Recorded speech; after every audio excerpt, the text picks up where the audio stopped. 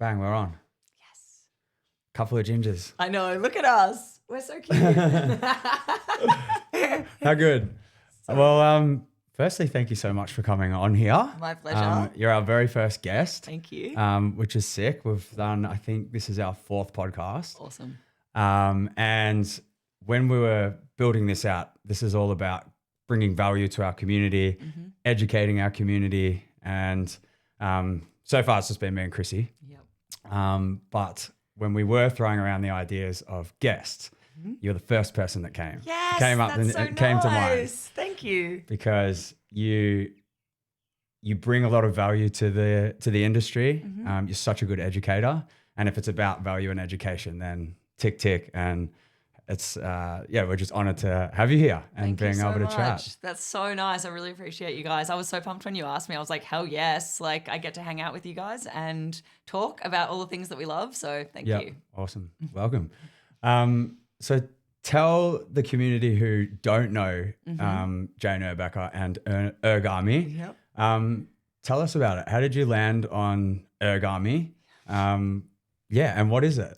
So good. So basically I have worked in the fitness industry since 2001. So for a very long time. And I was drawn to the fitness industry when I was like a 16-year-old kid because I realized how much of an opportunity fitness had to change people's outlook on life. So I started to feel better when I started going to the gym when I was like a teenager, and was at a really interesting time in my life because my mum died when I was little, and then my oldest brother died when I was a teenager, and I actually started going to the gym just after my brother died. And I went because I knew that all about endorphins and all this stuff, and I thought maybe this would be a really good path for me just to feel good about myself. And what happened there was my head completely was on a swivel, and I was like, I love this industry. But it's funny because what I didn't like about the industry is that it was so aesthetics focused.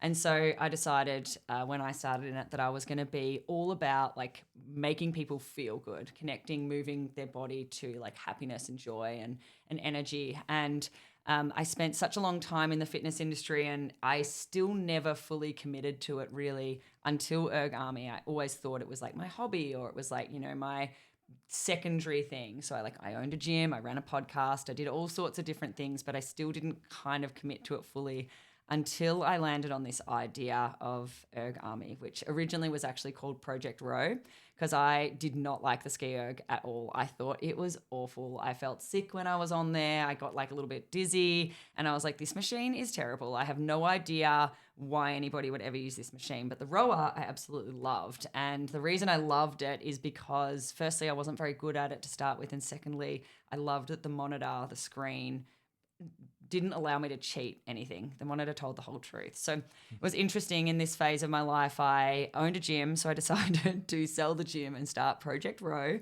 I decided it was going to be an education opportunity that I ran in other people's gyms as a retention strategy for the owner and also as an education strategy for the members. And as I started to run this, more and more people kept asking me for the ski erg. So I decided that we needed to have a complete rebrand. I needed to have something that encompassed both of the ergs, and I was a bit of a Harry Potter nut, and so I decided to call it Erg Army. And what I did was I spent 2 years before teaching the ski erg at all, traveling all around the US and learning from absolutely everybody that I could find, that there was something to learn from that. I don't know if I just used English incorrectly then, but my brain can't even follow on what I said. But I even landed in Concept 2 at Concept 2 in Vermont. They invited me out there to teach them how I always looked so happy on the ergs, which was kind of a really funny thing because they were less interested in my role as, a technical expert and more interested in my role of changing people's minds about the ergs, which is amazing because that's kind of what it is about for me. So the, skill acquisition is secondary to the experience that I can create for people. I want to reframe their experience on the ergs. I want them to go from feeling less capable to more capable. So Erg Army's kind of come about as my way of teaching people what they're actually capable of. And I chose a machine that both of the machines I originally felt really, not very strong and powerful on, to then changing and reframing my experience. So I wanted to do that for others. That's so sick. And is that because there were C2 ergs in all of these spaces, I use, some of your cues or tips or something if I'm coaching someone. Yeah.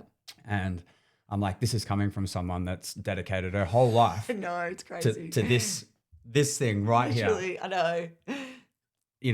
I find that really fascinating. It's so strange, to be completely honest. Like sometimes I like giggle at like how fixated I've been on the ergs, like these two machines really, and the bike erg as well. I love that too. But it's so strange to have become so like honed in on one thing. But I do remember when I started, I thought this will be the tool for now, and then everyone will learn how to do it, right? Like the entire industry, and this is like 2016. I was like, the entire industry will totally get all over this very soon. But what I've seen is the growth in the industry just means that there's more people who don't really know exactly how they work. So it's like it has kind of done the opposite. It's like once you start uncovering what you don't know, you want to learn more about that. But it is kind of strange. Like I definitely didn't come into Erg Army thinking that, 9 years later, I'd actually still be teaching the ergs. I really did think that I would have expanded into a more general education. And I guess that's where Hyrox comes into it now. But I think what's happened is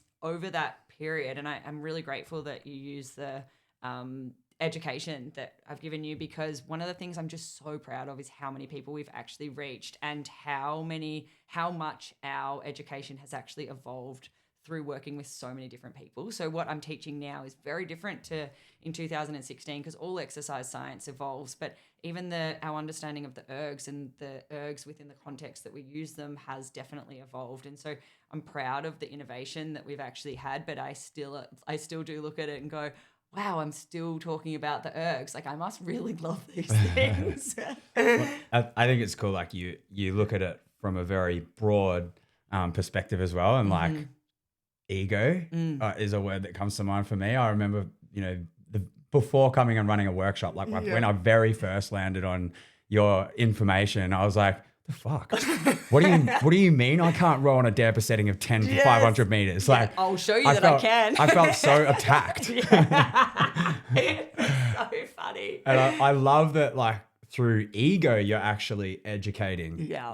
It's not, just like you say about technical coaching. It's like, check your ego. Yeah. And now let's have a conversation. Yeah, it's so true. And I do feel like when I'm coaching coaches, I'm constantly saying to them that what you're coaching people on first when it comes to the ergs is their belief system. Like we have created, and you and I both came to it with the exact same belief system. 10 felt like it was harder, and we're not there to waste time. We're there to get it done. And so if it's harder, then we want to attack it. And then it's like learning the nuance to it. That's like, wait a second, it's not the hardest. Then why does it feel like it's the hardest? And then we enter this entire gray zone that's really confusing. And people want this definite answer. They want this mathematical, you need to set your damper here and you'll do the best that you possibly can. And it's like, that just doesn't exist with the ergs. And I think that's why that level of nuance to it has kept me so hooked on it, because there's just so many variables that we have to actually attack. But it is ego. You're exactly right. Like it's like everything, like people come to my workshops or don't come to my workshops, probably more likely because they're like, what if I find out something about myself that I don't want to know? Like I'm happier just believing what I believe. And even if that's exactly my limiting factor in life, I kind of am safe here. So it is definitely a challenging experience, I would say, for some people to learn something that they don't know. But that's the bit that makes me the most excited. Sick. Yeah. I just want to go back to something that you said about the ski. You hated the ski. I hated it. So did I. Yes. Yeah.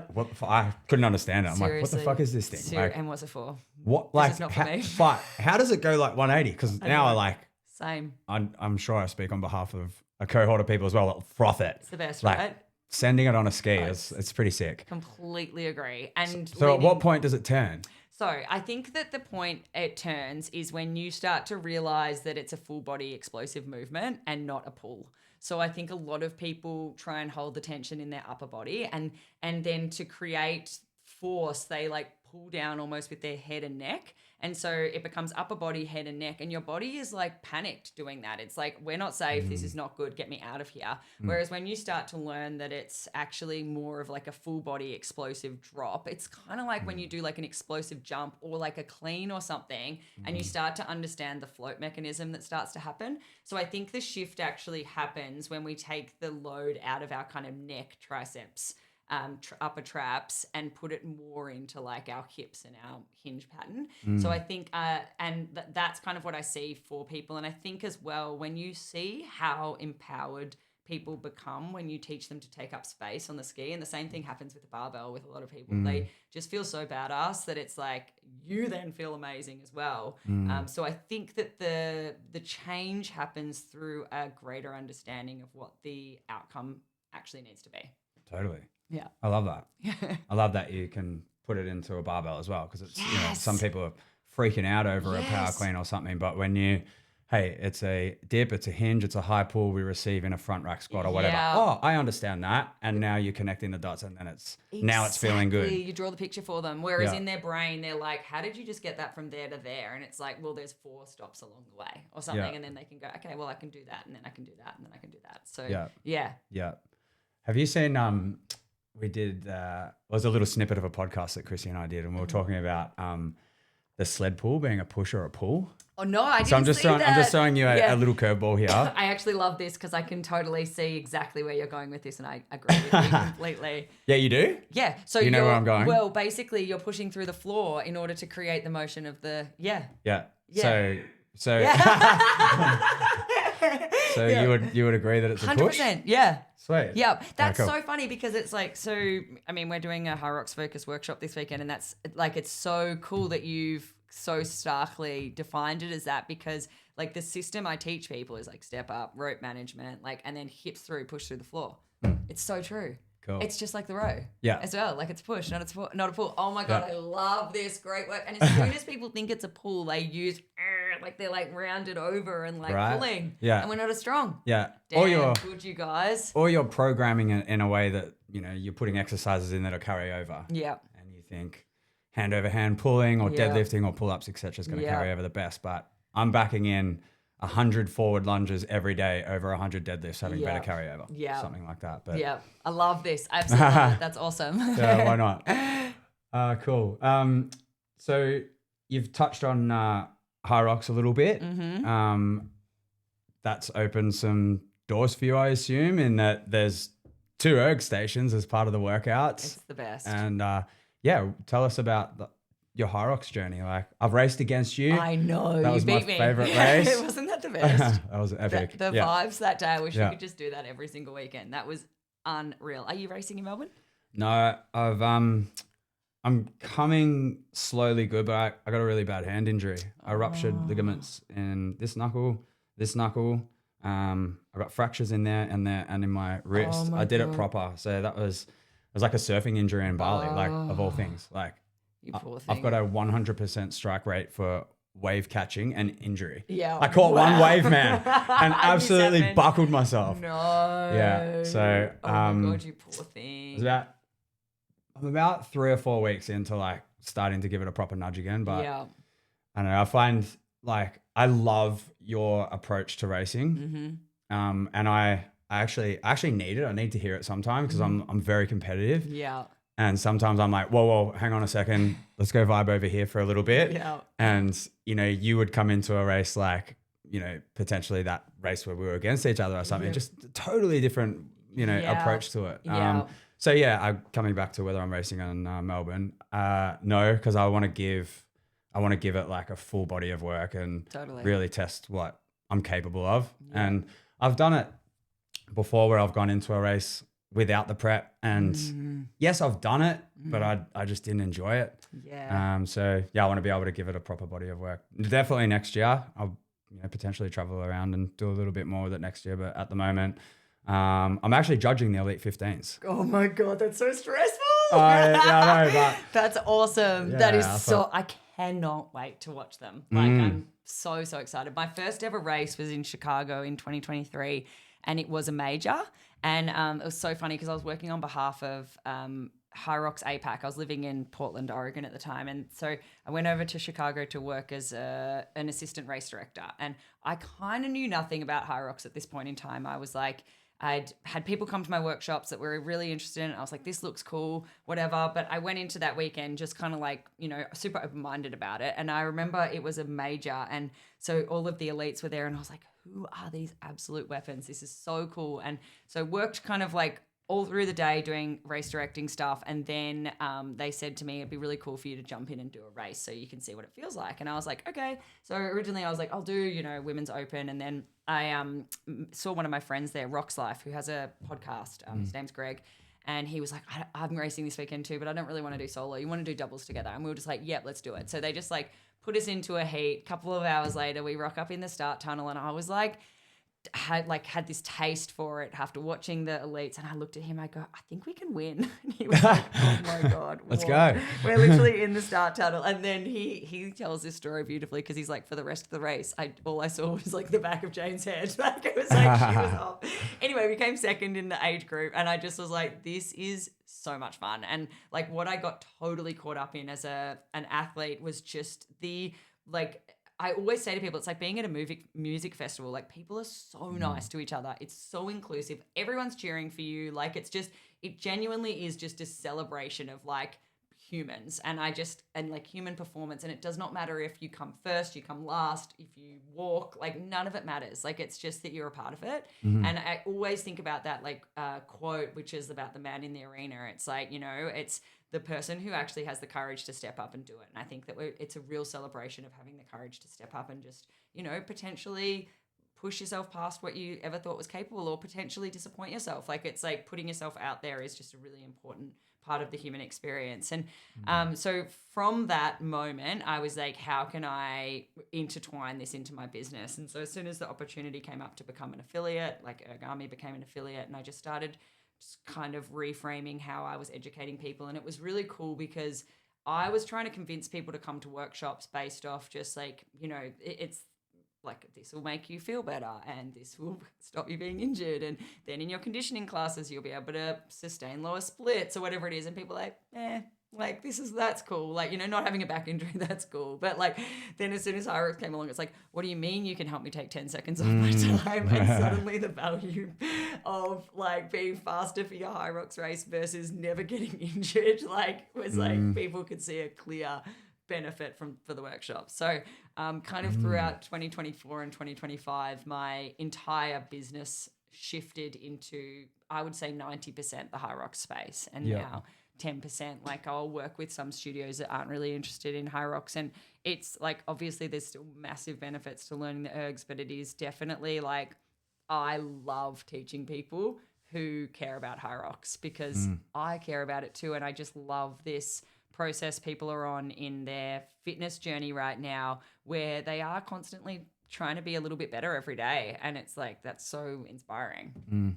Awesome. Yeah. Yeah. I can understand that connection now, like rather than potentially the ergs just being like a cardio stimulus. Now it's about how efficient can I be in that 1 kilometer and that opening doors for, if all the studios have got access to, getting their athletes and members ready for the race, like now we want to be efficient on these things. Like exactly. Hello, Suddenly Jane. it matters. Exactly. And it's so cool. And it's like, I'm so grateful that I actually love it as much as I do. Like I've done 15 races now. I've raced in Chicago, London, Nice, Paris, Singapore, Melbourne, Brisbane, Perth, like so many cool places. Like I've seen the world, like Paris was my favorite, but it's like, I actually genuinely love the race and I love the spectacle of it. And I love the strategy of how the ergs work with it. Like I've never been in the space as Erg Army to create world champion indoor ergers. Like if that happens as a byproduct of whatever it is they learn from me, then that's awesome. I've always done it to keep people safe and keep people progressing. And it's like, but in the Hyrox space, it's like what I love about erg efficiency is it doesn't just make you faster on the ergs, it makes you less tired for the rest of the race. So you actually really start to maximize the entire race and not just the ergs. So, and like, a big part of what I try and do with a Hyroxer then is we look at it and we go, okay, well, the ergs do actually represent the longest stations. So it's like what you do on them has the potential to create the greatest damage for the rest of the race, apart from your running, right? And so if we can look at that and go, all right, well, you know, if we make your technique more efficient, maybe we'll take 4 seconds off your row, but we're then going to take an extra 6 seconds off every subsequent run, or like you're going to be less tired at the lunges, or like, and it's like the maths actually does work out that way. And whereas I think a lot of other people look at it and go, well, how much energy has to go into me taking 4 seconds off the row? Well, I'm not even going to bother. I'm not going to strap my feet in. I'll just get on and I'll rip it. And it's like, how much is that actually costing you? Totally. Watching your development and fitness, and you're like running now as well from like even a year ago. Fuck man, you're crushing it. Like it's crazy. Yeah, well done. Like thank you so much. Fitness gains. I remember that race that I did, that we did. Chris and I held a 4:01 average run pace, and I genuinely thought I was going to die that day. Like I was like, this is the end. This is cool. This is a great way to go out. And he was doing, I would say, 80% of the station work. And it was mixed doubles. And then it's like, it was so interesting because I just did a solo race in Perth. I actually raced women's pro doubles on the Friday and we came second age group. Then I raced mixed doubles on the Saturday, second age group. And I finished that race and I was like, I've never come first. I've come second like 6 times and I've never come first. And I was like, I feel really good. Like I'm recovering really well. I feel really good. And so I went up to the desk and I was like, is there any space in women's open tomorrow? Because the pro had already been done and they were like, right. Yeah. And so I decided on the Saturday night to race on the Sunday. And I was really lucky because they put me in the first wave. Anyway, and I ended up winning overall. So open, not pro, but out of 700 and whatever. And I held a 4:01 average run pace, and then obviously did all the stations myself. And it's a different load, I get that, but I was like, that is progress. Like that's amazing. Like for the third race of my weekend to hold the pace that once almost killed me, and to have done 20% of the obstacle or the station. I always call them obstacles, by the way. I think it's like the Spartan background, and they are obstacles, right? Definitely. It's a proper obstacle before your next run. Fuck. Exactly. But yeah, so it's been really cool. Like it's been really cool from a personal development experience as well to like see the progress. Yeah. And 4:01's no joke. I know. That's hoofing. Actually, and it's really quite funny because I've actually just started working with a coach. I work with Zara Piagiani, and after Perth, she started to write me some threshold sessions, and I was like, Zara, I can't run these paces. And she'd send me a screenshot of what I hold, and I was like, but I don't know how I did that, because in training, I'll get to like a 420 and I'll be like, oh gosh, this is just so hard. And then I'll look at my heart rate and it'll be like 140 and I'll be like, okay, maybe I just really like being lazy and training.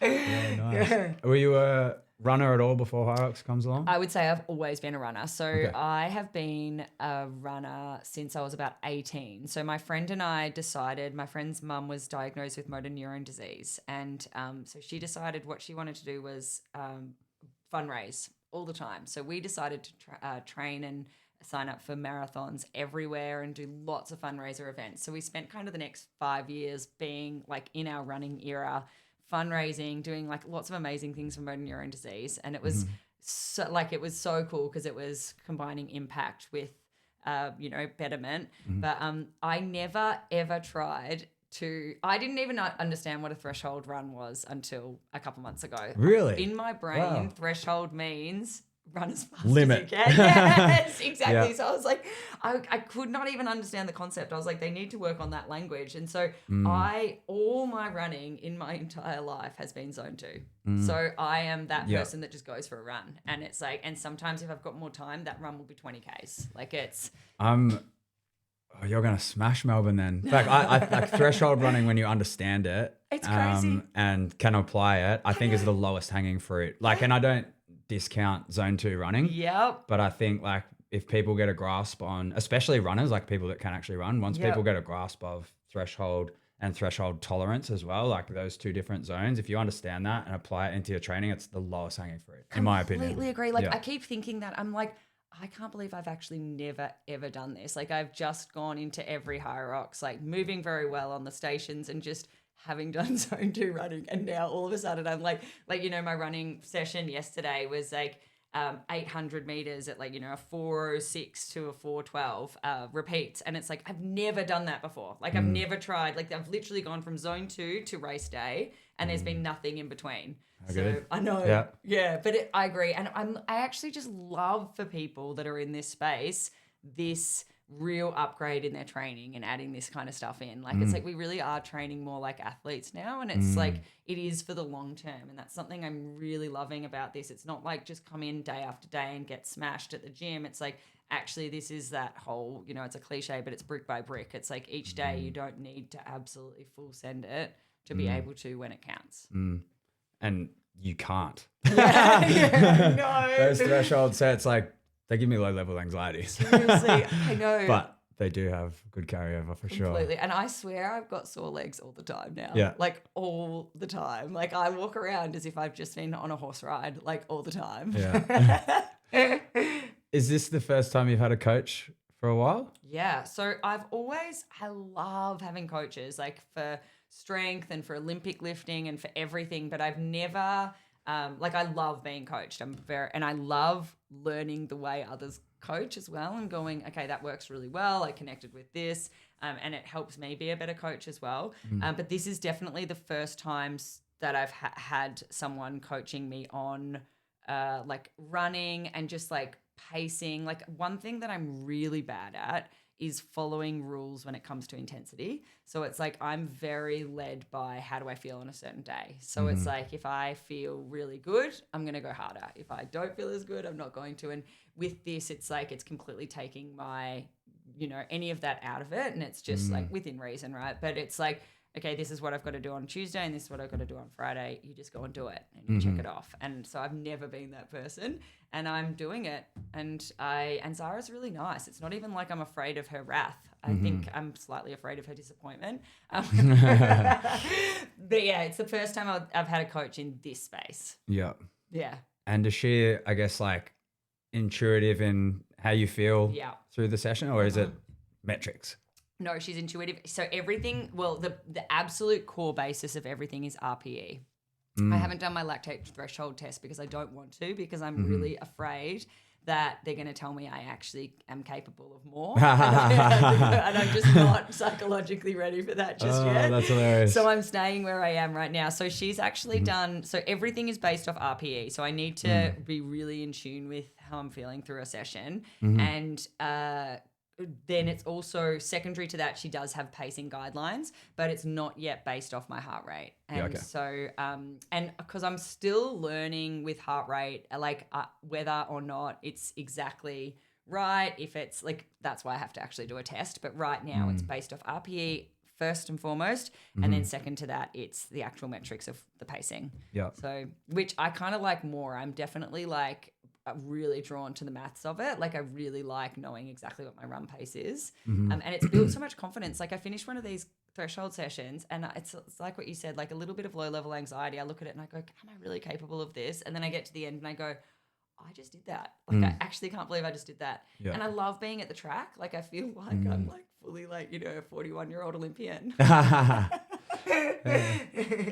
how good that, I guess Hyrox has bridged that gap and given anybody, that opportunity to do some athletic stuff. Yeah. And if you want to, and it's there for anyone to step into and improve and chase times and love it. Yeah, it's really cool.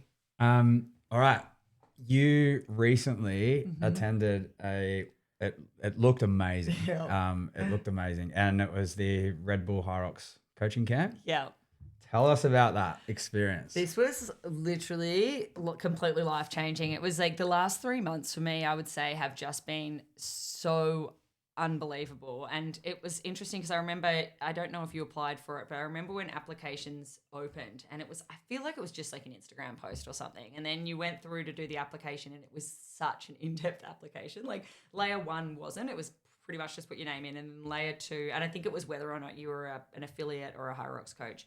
And then layer 2 was like, honestly, it felt like a university assignment. Like I was there, I remember I was in Singapore and I think I spent the day before teaching that night at 7 p.m. just refining this application. And I was so proud of it because I'd really gone to a lot of effort with answering it. And what was happening simultaneously was I'd started to have conversations with Hyrox 365, like global, not the Australia branch, but the global Hyrox 365. So simultaneously I was applying for this Red Bull Hyrox coaches camp, and then I was having conversations with Hyrox 365 about coming on board as an educator. And it was interesting because neither was related. They were two separate bodies, but what kind of ends up happening is it came together at the end, which was kind of a complete coincidence. But got accepted into the Red Bull Hyrox coaches camp and was like, this is crazy. I cannot believe it. I'm getting a trip to the UK. Like, I'm going to get to meet the best coaches in the world, having like a once in a lifetime experience. And so then what started to happen was, as the conversation with Hyrox 365 was evolving, I was like, oh, well, I'm going to be at that Red Bull Hyrox coaches camp. And they're like, wait, you're going to be there? That's so cool. So it kind of expedited the whole process that we're going to be launching soon with Hyrox 365, which is really exciting. But it meant that while I was at the camp, we got to do some really cool education content with Hyrox 365. But so basically with the camp, I was really lucky, flew over to London, arrived a week early because I didn't want to be jet lagged, booked a little bit of work while I was there. Then we had like the most unreal experience. And so a bus picked us up, drove us to Silverstone Circuit, which I didn't know about. I didn't know anything about Formula One racing. I definitely respect the sport so much now, but at that time, no idea, right? So go to Silverstone, we arrive, and it was so funny because right before leaving Australia, they'd given us they told us we had to do some fitness testing before leaving Australia because they wanted to compare it to how our bodies actually felt after travel. So before leaving Australia, I had to do a 2K row test. I had to do like vertical leap, had to do all these things. And so I was like, they're going to make us do this like basically as soon as we arrive because they want to be able to compare the data. And I was like, well, I've been here for a week, so I don't really know if my bus ride from central London is actually going to be detrimental. But I was like, this is such a good business opportunity for me because the best coaches in the world right now are doing a 2K row test and I'm Erg Army. So it was really cool. Anyway, so we arrived at Silverstone at 3:00 and they were like, you're booked in at 3:45 to do a 2K row test. And I was like, that is the worst thing you can say to me. Like, I was like, if you're not afraid right now, you just have no idea. Anyway, what we did that night, we did all the fitness testing. I tried to introduce myself to every other coach there at that point because it was just like some of the most interesting people in the whole world. That night, we filmed a whole bunch of content for Hyrox 365 because we had a completely purpose-built Hyrox Performance Center at Red Bull HQ. So this team came in that day and built the gym. It was crazy. It was amazing. We had all the center runners. We had like all the sled tracks. We had like a whole rig with all the wall balls. We had all the ergs. It was just like crazy. And because then around the periphery of the room were all the F1 cars, like just stacked up there. Like I was standing there and I was like, this is so mad. And anyway, so for the following few days, we had activities planned all day, every day, workouts. We got to have one of my favorite sessions we had was all about never being done, this concept of never being done. And it was by the Red Bull people. And what they were talking about is like, it's that whole thing of the limit doesn't exist. Like whatever you can dream, you can be, like all that kind of stuff. Like it was super inspiring, but also very, very practical because they had some of the people there that have done this crazy stuff. Like there was a BMX biker who's done he's the only person in the world to have done 4 backflips in the air in one go. And it was like it was just crazy. Like you're sitting there and you're like, how have some of these people done these unbelievable things? And like this man that walked across a tightrope, I don't even remember how far, but it was like, I don't know, I'm going to say 10 kilometers. It could have been 1 kilometer. It could have been 100.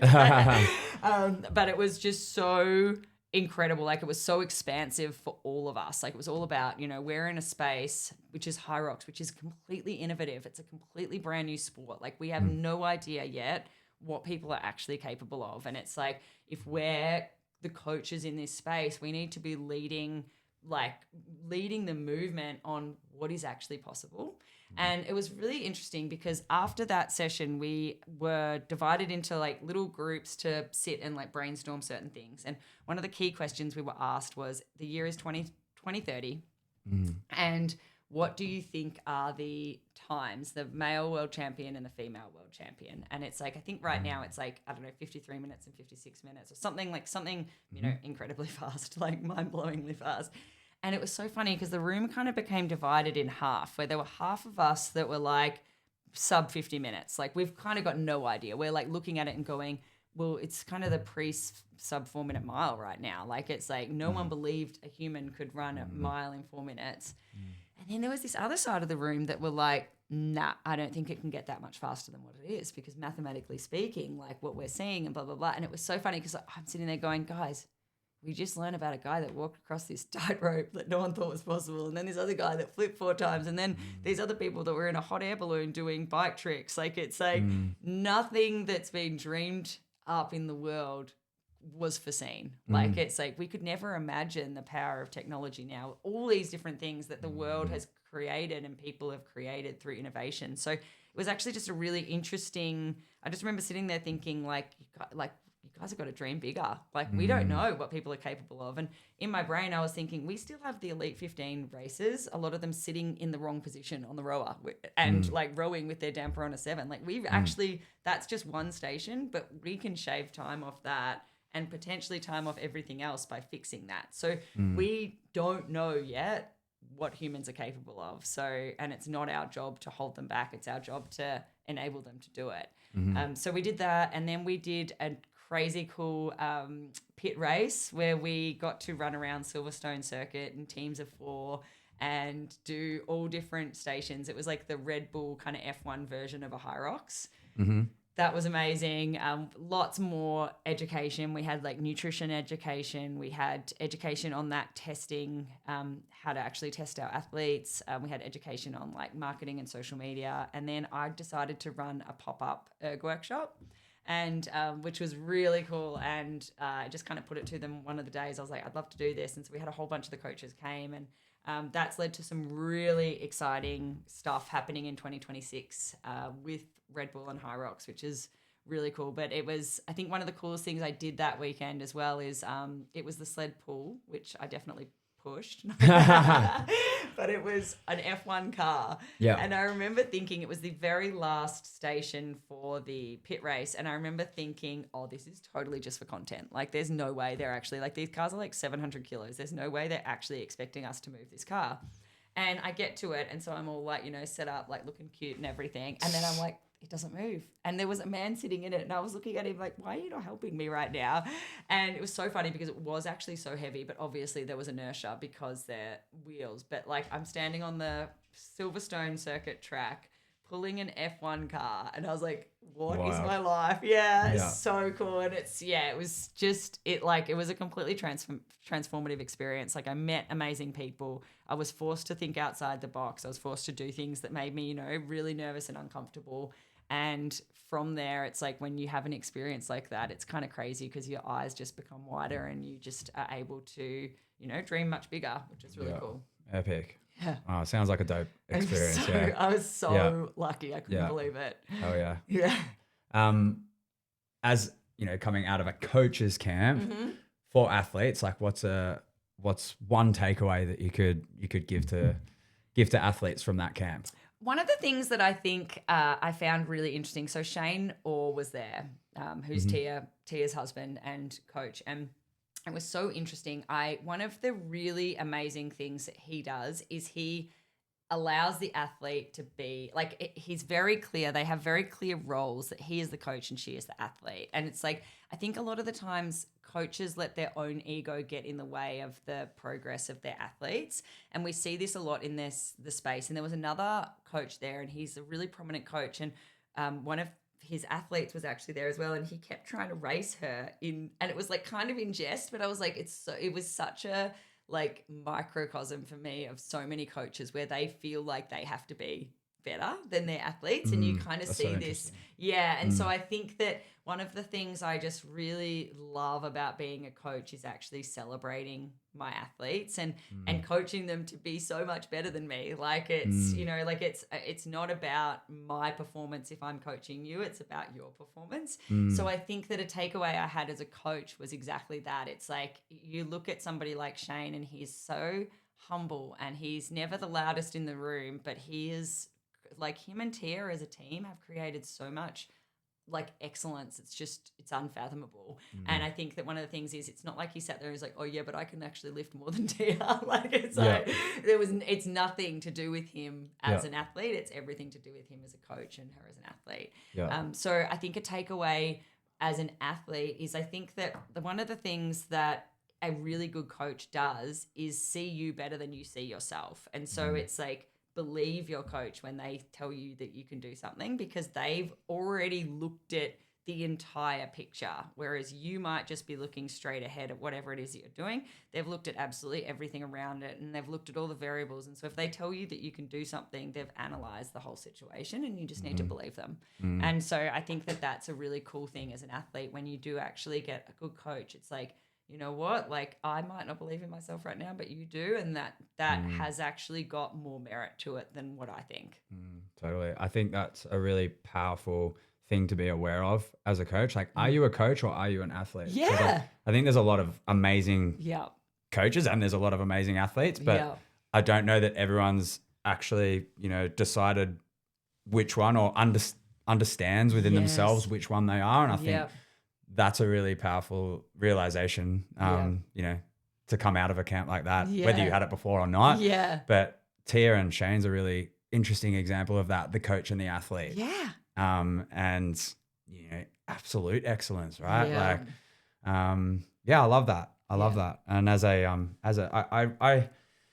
I can separate it, but that's been a journey too. Like, cause I've always felt like you have to lead by example, and I have to be out there, like, showing how it's done. But it's been nice. Like this year I have stepped back and played more of a coach role, wanted to play more of a coach role. And I think that's a really powerful observation for definitely younger coaches coming through as well. Totally. Do you want to be a coach? Do you want to be an athlete? Exactly. Because they both need their own levels of attention. Absolutely. Yeah. And it's so interesting because I think sometimes we have to balance on a knife's edge, because we're in this because we're passionate about it. And it's like, and then also people want to know that you can walk your talk. Like there's but it really is. It's like if you just lean slightly too much. And I think that all the time, like people, when they come to my workshop, they want to know that I've raced and they want to know that I know what it feels like. But but I have to very, very carefully balance that with like, I genuinely would love to see you do better. Like it's like and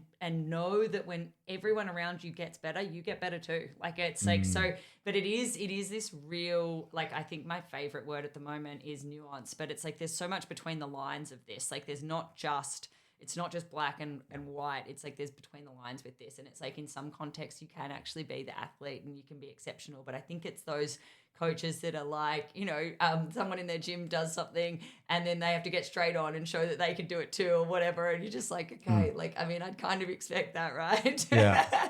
Yeah. So, but it's hard. Like it is actually something you've got to balance all the time. Totally. You mentioned there, like, collective energy, being in a gym, group fitness. Kind of going to pivot here into that space because I feel like it's still an important part of what you do. So I'd like to know from your experience across the whole journey, like what's your lens and perspective on group fitness? Where is it at right now? I love it so, so much. I think it's the modern day church. Like I really think that what people gain from a group training, like Earth to Body, is they gain so much more than actual training. They gain like a friendship group. They gain people that care about them. They gain, perspective on ideas that they might not have ever had. Like one of the things you look at, and my undergrad is in sociology, so I actually just love analyzing what groups of humans do. And I think it's so interesting. We look at these group training places and it's like you might have a 5 a.m. group that are just inseparable. And it's like every single day they go off and do completely different things, but they come together and they've been joined together through their values, their core values. And it's like their core values of like their work ethic and their like, humility and betterment and all these different things. And it's like, so I just could not love group training more. I am a group training human. I don't like training by myself. So it's like all my running sessions now, other people are there, even if we're doing completely different programs. Like I only will train group training really. Like if I have to train by myself, I really struggle with it. I really love the human connection and the belonging side of things.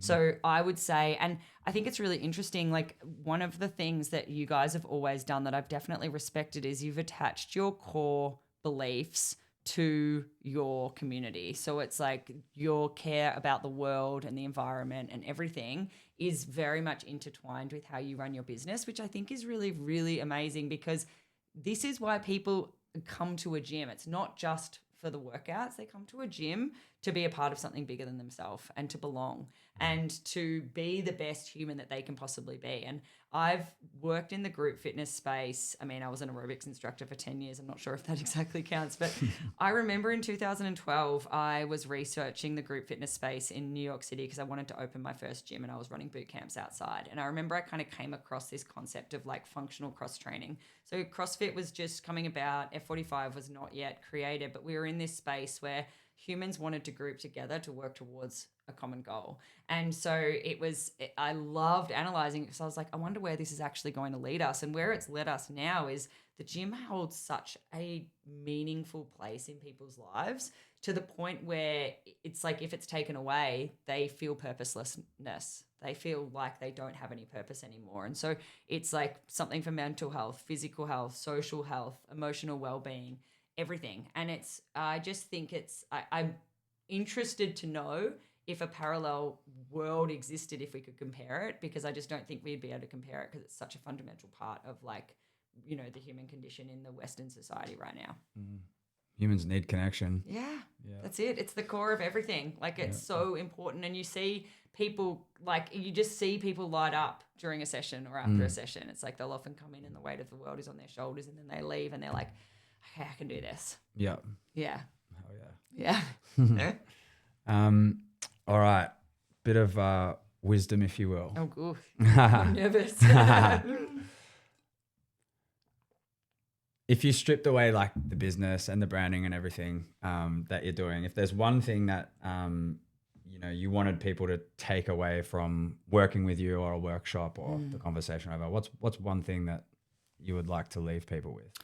I can't believe I only get one thing. No, I think that there can be layers. I think that one of the things that I want people to realize is it's not about the what or the how, it's about the why. So it's like, I want people to understand that they have the capability within them already, and it doesn't matter what it is like that. Like it's so what I'm trying to say is like it's not about being good on the rower. It's not about a barbell. It's not being able to jump high. It's you've got it in you already. You just have to show up and do the work. So I think that I was listening to a podcast on the way here. So this question is like hard for me to answer because I've just got this new information in my brain. But they were talking about a lot of the most successful brands over time attach the product to joy and happiness. And if we look at that, it was such a profound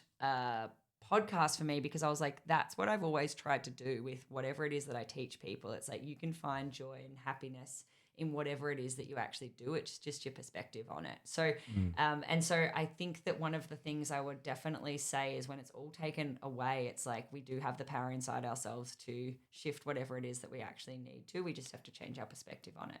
Yeah, sweet. I hope I answered that question. Yeah, totally. Was the podcast relevant to fitness? Was it a fitness podcast? No, it wasn't actually. Okay. It was Lewis Howes. It was one of his daily motivations. So it's just a snippet of one of the longer podcasts he has, which is the School of Greatness. And it was actually really like, I couldn't believe I just kind of flicked it on. I love podcasts, right? So this is just amazing. But I just flicked it on, and it was kind of talking about how we always think people are buying the thing. So they actually even talked about McDonald's, and it's like they literally have a meal called the Happy Meal. Like the whole point of McDonald's having a clown and having all these things is to associate joy with McDonald's, because if someone's happy and excited, the byproduct, like the actual core product is the byproduct rather than what they're seeking, which is joy. And it's like, so it's funny because that's kind of how I've always seen what I do. I want to change how people feel, because if you can change how somebody feels about something, then they can completely reassociate the entire activity. So most people that come to my workshops, actually at the start of the workshop, will say, I hate the rower. I hate it. It hurts my back. I feel like I'm slower than everybody. And you can see there's like this misery for them. And in my brain, I'm like, I just can't wait. Like, give me a couple of hours and you are going to walk out of here and you're going to go, I love the rower. And the truth is, the rower hasn't changed. It's just your perspective on it has changed. And so it's my entire job, I see, is to have you walking out of there feeling like you love the rower, because then you go do that thing that used to make you feel miserable. So and it's funny because it's kind of what the podcast was about in a real, roundabout way. I could connect what it is that I do to what they were saying is a really successful way to run something. Yeah, how good. I don't know whether it's like a woke word or whatever, but like if I'll ask someone about their training experience somewhere else or that coaching experience somewhere else, more often than not, it's the vibe was X. Exactly. It's like the vibe was good or the vibe was off. Totally. But I think like you go another level there. I think like, which is as a coach, like it's really, I love hearing it. Like you empower people through some teaching as well. Yeah. As and I think that brings happiness. So it's yes, it's about giving people a good experience and making them feel a certain way, but it's also you're doing that through empowerment and having people, control their bodies and work efficiently. So I think there's a really nice balance of both that you bring. Like you bring energy into a room, like when you've come and run a workshop, like there's no doubt, like when people have asked me about it, it's like, no, you're going to learn a lot of shit, but you need to see this chick as well. Yeah. Like, you need to see the energy that she brings and how she coaches. So I think you've got a really good balance of technical coaching and bringing wicked energy as well. Thank you so much. You do the exact same, like even in your bloody warm-ups. Thank you. Yeah. Appreciate it. All right, I got one more question. Okay. And then we can land this. Okay. All right. So what's one lesson that you're still learning or unlearning or wrestling with right now? Okay. Oh, wow. There's so many. I feel like I'm constantly learning like everything. I think what I'm really struggling with at the moment, and a lesson I keep that keeps coming to me is, and I hate to use like the kind of like catchwords and stuff, but it's really difficult not to have imposter syndrome. I think that that's something that I'm constantly reminded of. And it's like, who am I to be doing this? Or who am I to have this authority in this space? And so that's definitely a lesson I keep trying to reteach myself, that, after something, when somebody is able to change what they're doing, feel better, improve, whatever it is, that's like constantly a vote towards not feeling that way. But that's definitely a lesson I'm learning. Another lesson I'm learning is how to actually balance it. And we talked about this before the podcast started, but about energy, like an energy out. And it's like, and how important it actually is to not overdo it. And I did say how what I used to do is I'd just go so hard till I literally would drop, and then I'd just rest for a few days. So I'm really trying to regulate that now and not get so excited that I go so hard. And another lesson that I am definitely trying to kind of learn right now is, one thing I do feel from my own personal experience right now is I am so great at teaching others what they're capable of. And it's like, that's the lesson I want to start demonstrating I'm learning too, in that I don't want to stay small. Like I want to keep expanding and keep getting bigger. So it's like, I almost want to listen to myself as a coach and go, you know what, that message you're giving everybody else, that's a really relevant message to you as well. Totally. I love that. Yeah. When you say you're imposter, you feel like you have imposter syndrome. Yeah. And then you spoke about balancing your energy. Yep. Are they two separate things? Like, are you saying like you can, I guess like impose yourself on a situation with fresh energy and balancing that? Mm-hmm. So you're saying they're two separate things, or I am the same saying thing? that they're two separate things. Yeah, I'm saying that, but they definitely, now that you've said it, they definitely completely intertwine with each other. I would probably say they're two separate things, but I definitely would say that you telling me that having time away and not overdoing it will give me more clarity on not feeling like an imposter. But sometimes you can feel like an imposter because you're just exhausted. Yeah, gotcha. Yeah. What advice would you give to someone that feels like they do have imposter syndrome? Yeah.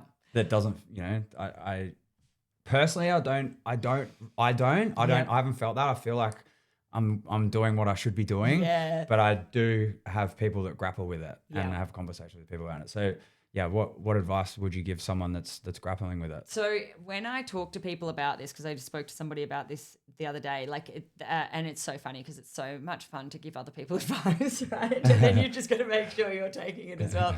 But totally. I was like, you're there for a reason. Like, and until somebody tells you otherwise, like it's, you just have to believe like in the actual situation that you're supposed to be there. So our perception, we can often turn our perception completely into our reality. And I'm always listening to a podcast, right? But it's like, it's signals and stories is something I learned about the other day. And it's like our body will create a signal, and then it's whether or not we create a story that supports that signal. So say you're nervous. And so sometimes the story that you'll create in relation to nerves is, I'm not worthy of being here. Like, I can't do this. I'm not good enough. And the story completely creates imposter syndrome. Whereas you could look at your nerves, and could be exactly what somebody who doesn't experience imposter syndrome, and the nerves are the signal, and you might go, I'm really excited. Like, I get to go do this thing that I've like been working my entire life for. And so the story you create is out of complete capability. And so it's like with imposter syndrome, it's that your perception of the signal that you're getting, whatever it is has created a story that's keeping you within that belief system. So if your signal is like you feel sick in your tummy, you've got butterflies, you've got all these things, the story you might create is lack of capability, but that could have just been a complete story in your head. So I think sometimes stepping back and actually going, all right, I've been given this opportunity. So someone thinks I'm good enough for it. And it's kind of comes back to that. The coach has looked at everything, and it's the same thing. If someone's giving you an opportunity, they've looked at and they've weighed up, would someone actually be better than this person? Maybe. And so like, I'll give it to them. But if you're there doing it, and this is where imposter syndrome can become something, if you can actually step back, you can go, I'm being an idiot. Like I am here for a reason. And I think what I'm feeling right now is in the space of erg coaching, I'm the only real like female. There's not really many women. And it's like, and the other people in the space are men, and they're big, like big physically. And it's like, so I think there's a part of me that goes, wow, I look totally different to them. Maybe I'm not meant to be here. And it's like, actually, you know what? I think that I am. Like, there's enough people that believe in me that this story that you've told yourself is actually just something that's going to keep you small. So it's being able to separate yourself from what the feeling originally is in the story that you're creating and base it actually on reality, not perception. Fucking love that. Yeah, I love that. Thanks. Yeah, thanks for sharing that. My Because pleasure. I definitely like there's one person that I've got in my mind right now that just needs to hear that. Play this on repeat. Yeah, I reckon Chrissy will know who it is too. But yeah, fucking thank you so much. No, my for sharing pleasure. that. I know you caught me off guard with that question. I was like, oh God, I hope that I can articulate what my brain is like thinking. So nailed it. Yes. Yeah, nailed it. Awesome. Thank you so much, This Jane. was so much fun. Can we do this every week? Yes, please. No problem. Yeah. So good. Appreciate it. Thank you. Yeah, let's wrap it up. Yes, thank you. Thank you, Jade. How long did we talk for? 50.